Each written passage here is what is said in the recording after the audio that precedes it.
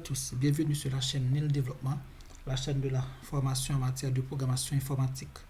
Aujourd'hui, nous allons réaliser l'exercice 3. C'est un programme en Python qui calcule l'aire et la circonférence d'un cercle. Dans ce programme, nous allons pouvoir saisir le rayon et à travers ce nombre saisi, nous allons pouvoir générer le résultat de l'aire et la circonférence de ce cercle. Mais juste avant de faire, je vous demande de partager la vidéo, de commenter, de liker et d'abonner aussi. C'est très important, mes amis. Pour pouvoir faire le calcul de l'aire de cercle, il nous faut la formule. Or, nous avons la formule ici avec nous. L'aire est égal à pi rayon au carré, tandis que le périmètre d'un cercle, appelé aussi la circonférence d'un cercle, est pi par diamètre. Or, nous savons que le diamètre est égal à 2 rayons. De ce fait, nous allons lancer l'IDE de PyCharm pour pouvoir faire cet exercice. On est actuellement sur l'IDE de PyCharm. Je commence, je dis programme, calculant l'aire et le périmètre d'un cercle. Ce sont des commentaires juste pour indiquer ce que fait le programme. Nous allons pouvoir déclarer la fonction principale qui est la porte d'entrée.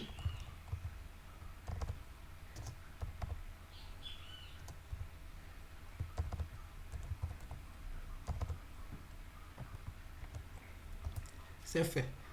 Maintenant, nous allons demander à l'utilisateur de saisir le rayon.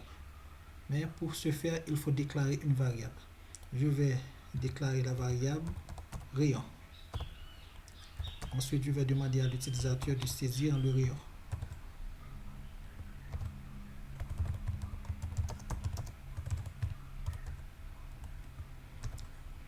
Saisir le rayon.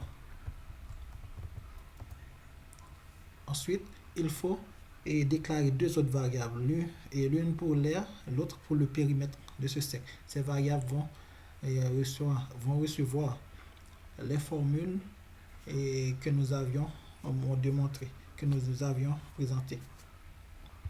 Je vais déclarer une variable RC, mis pour R cercle. Vous savez que l'aire est égal à pi rayon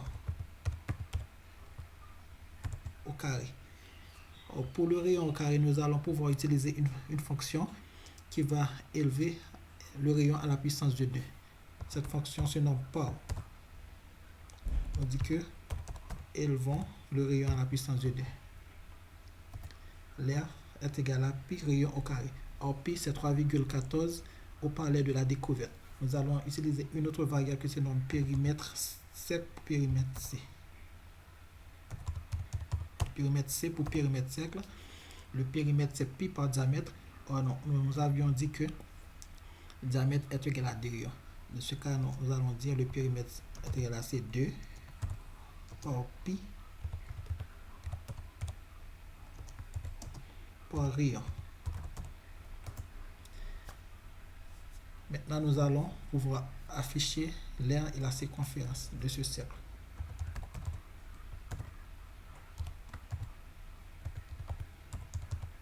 R cercle reçoit la variable RC comme résultat.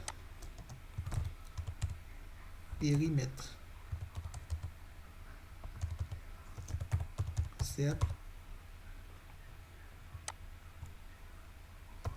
est égal et reçoit la variable péri-C. Pour empêcher à l'IDE de générer des erreurs, il faut convertir cette valeur en entier. Parce que le fait de saisir des nombres, ce sont des entiers. Ensuite, nous pouvons convertir ce résultat en réel. Sans problème.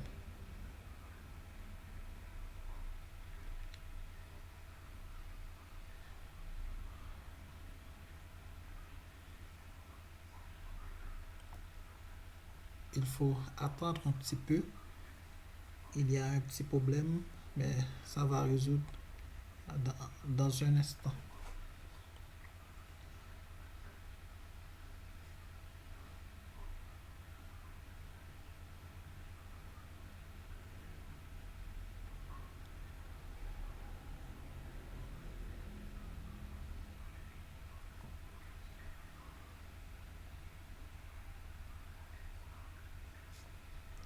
Ok, d'accord.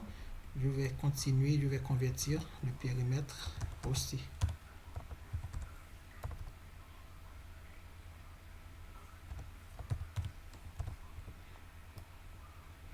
Le résultat va être affiché en nombre réel.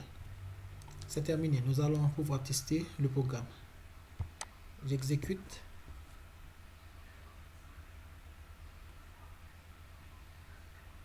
On nous demande de saisir le rayon dans la partie d'exécution 2.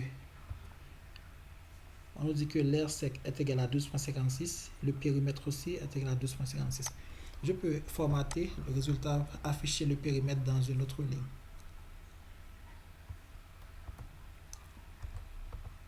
J'utilise l'opérateur \n pour faire cela. Et si j'agrandis un petit peu, vous allez remarquer, constater le résultat. J'ai saisi 2 pour le rayon et l'air sec c'est 12.56. C'est pareil pour le périmètre. Je vais faire un autre test. J'exécute à nouveau.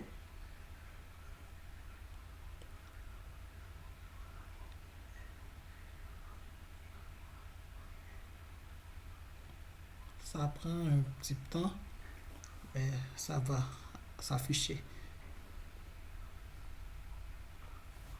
Ok. Je vais saisir 5 pour le rayon. On nous dit l'air c'est 78.53 et le périmètre 31.41. Je vais agrandir un petit peu pour mieux faire la visualisation.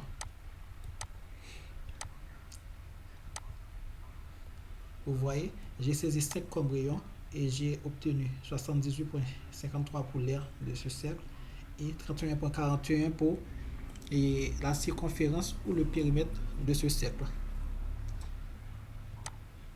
Et si je fais un autre essai, l'air, je vais saisir 98. Vous voyez ce que j'ai obtenu, les gars. Air sec 30 170.96 et périmètre 615.73. Et si j'agrandis un petit peu pour mieux voir la visualisation, c'est comme ça. C'était des tests pour pouvoir vérifier les résultats avec vous. Et j'espère que ce tuto vous a plu. Je vous demande de partager la vidéo, de commenter, de liker, et afin d'agrandir notre communauté de développeurs par ici. Merci, à bientôt pour un autre tuto.